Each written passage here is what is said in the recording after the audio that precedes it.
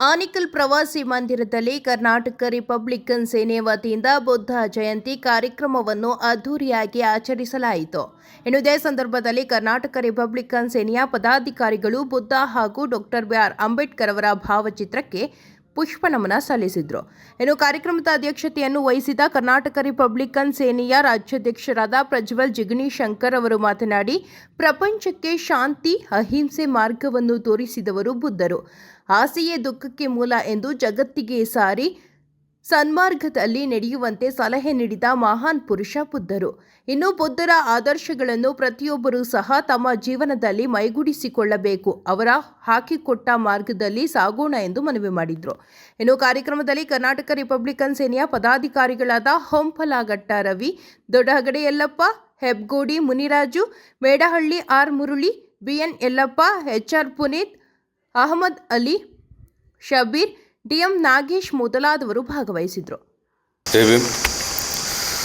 ಇವತ್ತು ಭಗವಾನ್ ಬೌದ್ಧರ 2588ನೇ ಬೌದ್ಧ ಪೂರ್ಣಿಮೆಯನ್ನು ನಾವು ಆನೇಕಲ್ನ ಐವಿಯಲ್ಲಿ ಆಚರಿಸ್ತಾ ಇದ್ದೇವೆ.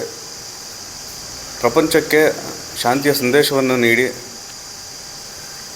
ಪ್ರಪಂಚಕ್ಕೆ ಒಂದು ಸಂದೇಶವನ್ನು ಕೊಟ್ಟು ಒಂದು ಶಾಂತಿಯ ಒಂದು ದಾರಿಯಲ್ಲಿ ನಡೆಯುವ ಹೇಗೆ ಅಂತ ಅವರು ಧರ್ಮದ ಮೂಲಕ ಈ ಸಂದೇಶವನ್ನು ಸಾರಿ ಸರ್ವರಿಗೂ ನಾವು ನೆಮ್ಮದಿಯಿಂದ ಯಾವ ರೀತಿ ಬಾಳೋದಂತ ಹೇಳಿಕೊಟ್ಟು, ಆಸೆಯೇ ದುಃಖಕ್ಕೆ ಮೂಲ ಅಂತ ಹೇಳಿ ಹಲವಾರು ಒಂದು ವಿಚಾರಗಳನ್ನು ಧರ್ಮದ ಮುಖಾಂತರ ಪ್ರಚಾರಗೊಳಿಸಿ ನಮ್ಮ ಪ್ರಪಂಚಕ್ಕೆ, ದೇಶಕ್ಕೆ, ನಮ್ಮ ಜನರಿಗೆ ಸಂದೇಶವನ್ನು ಕೊಟ್ಟು ಹೋಗಿದ್ದಾರೆ.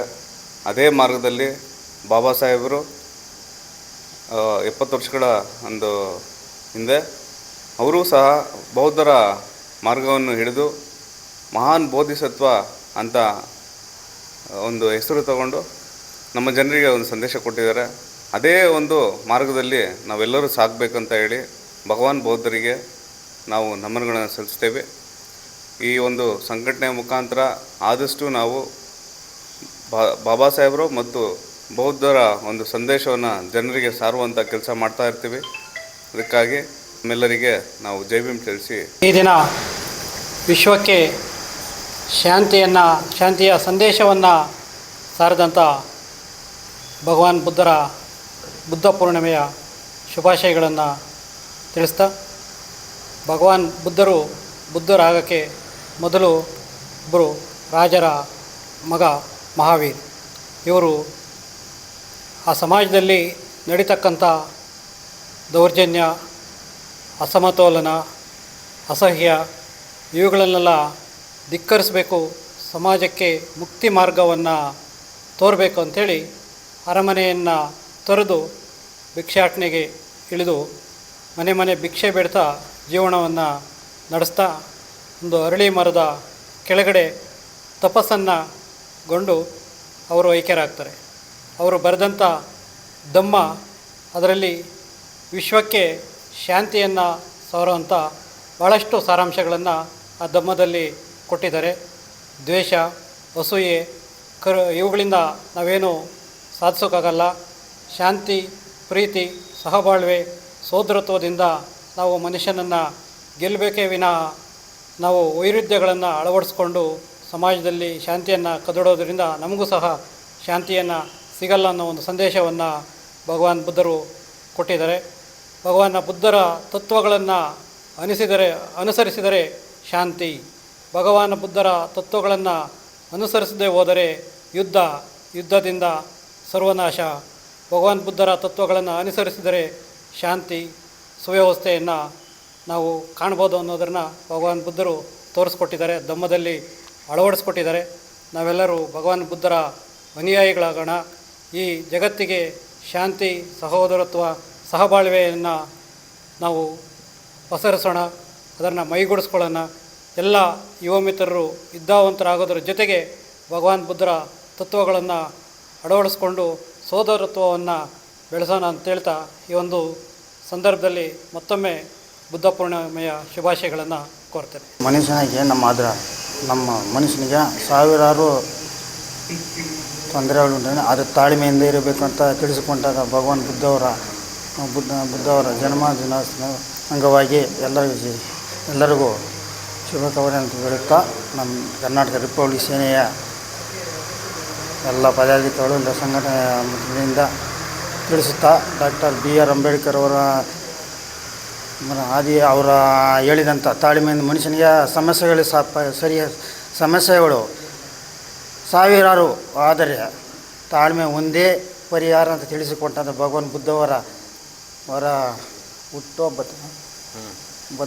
ಶುಭಾಶಯ ಅವರಿಗೆ ತಿಳಿಸುತ್ತಾ ಡಾಕ್ಟರ್ BR ಅಂಬೇಡ್ಕರ್ ಹಾದಿಯಲ್ಲಿ ನಾವು ಹೀಗೆ ಸಾಲಿನ ನಡೀತೀವಿ ಅಂತ ಹೇಳುತ್ತಾ ಸಮಸ್ತ ನಾಡಿನ ಜನತೆಗೆ ಹಾಗೂ ವಿಶ್ವದ ಜನತೆಗೆ 2588ನೇ ಬುದ್ಧ ಪೂರ್ಣಿಮೆಯ ಆಚರಣೆಯ ಅಂಗವಾಗಿ ಇಡೀ ದೇಶವೇ ತಿರುಗಿ ನೋಡುವಂತಹ ಏಕೈಕ ವ್ಯಕ್ತಿಯಾಗಿ ಇರ್ತಕ್ಕಂಥ ಭಗವಾನ್ ಬುದ್ಧರ ಜಯಂತಿಯನ್ನು ನಾವು ಇವತ್ತು ಈ ಆನೇಕಲ್ಲಲ್ಲಿ ನಡೆಸ್ತಾ ಇರ್ತಕ್ಕಂಥದ್ದು ತುಂಬ ಹೆಮ್ಮೆಯ ವಿಚಾರ. ಇದಕ್ಕೆ ರೂವಾರಿಗಳಾಗಿರ್ತಕ್ಕಂಥ ಕರ್ನಾಟಕ ರಿಪಬ್ಲಿಕ್ ಸೇನೆಯ ರಾಜ್ಯಾಧ್ಯಕ್ಷರಾಗಿರ್ತಕ್ಕಂಥ ಪ್ರಜ್ವಲ್ ಜಿಗ್ನಿಶಂಕರ್ ಅವರ ನೇತೃತ್ವದಲ್ಲಿ IBಯಲ್ಲಿ ಇವತ್ತು ಬುದ್ಧ ಪೂರ್ಣಿಮೆಯನ್ನು ಸರಳವಾಗಿ ಹಮ್ಮಿಕೊಳ್ಳಲಾಗಿದೆ.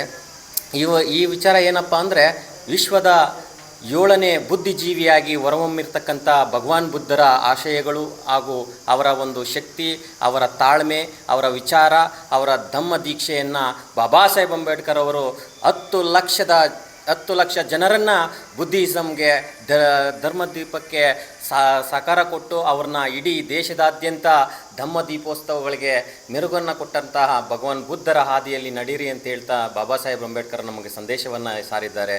ಆ ವಿಚಾರವಾಗಿ ಇವತ್ತು ನಾವು ಎಲ್ಲ ಯುವಕರು ಏನಂತ ಮಾತಾಡ್ತಾ ಇದ್ದೀವಿ, ಯಾವ ಹಾದಿಯಲ್ಲಿ ನಡೀತಾ ಇದ್ದೀವಿ, ಯಾವ ಶಿಕ್ಷಣವನ್ನು ನಾವು ಕಲಿತಾ ಇದ್ದೀವಿ ಅಂತ ನಾವು ಅರ್ಥಕೋಬೇಕಾಗಿದೆ. ಇಡೀ ದೇಶದ ಪ್ರತಿಯೊಬ್ಬ ನಾಗರಿಕನಿಗೂ ಹಾಗೂ ವಿದ್ಯಾರ್ಥಿಗಳಿಗೂ ಒಂದು ಸಂದೇಶವನ್ನು ಸಾರಬೇಕಾಗಿರ್ತಕ್ಕಂಥದ್ದು ಏನಪ್ಪ ಅಂದರೆ, ಒಂದು ತಾಳ್ಮೆ, ಒಂದು ಶಾಂತಿ, ಮತ್ತೊಂದು ಶಿಕ್ಷಣ ಯಥೇಚ್ಛವಾಗಿ ಮೈಗೂಡಿಸ್ಕೋಬೇಕು ನಮ್ಮ ಯುವಕರು. ಅದೇ ರೀತಿಯಲ್ಲಿ ನಮ್ಮ ಇವತ್ತು ದೇಶದ ಮೇ 1ರಂದು ಕಾರ್ಮಿಕರ ದಿನಾಚರಣೆಯ ಅಂಗವಾಗಿ ಇಡೀ ದೇಶದಾದ್ಯಂತ ರಜೆಯನ್ನು ಘೋಷಿಸಿದೆ.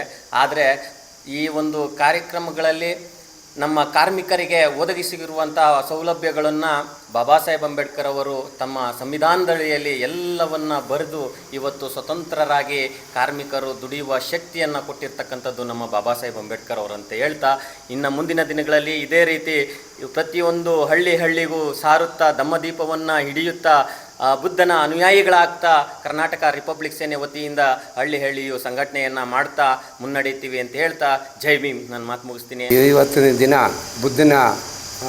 ಬುದ್ಧನ ಪೂರ್ಣಿಮಾ ಅಂತೇಳಿ ಆಚರಣೆ ಮಾಡ್ತಾ ಇದ್ದಾರೆ. ಆದರೂ 2588ನೇ ಇಸ್ವಿ ನಡೆಸ್ಕೊಡ್ತಾವ್ರೆ.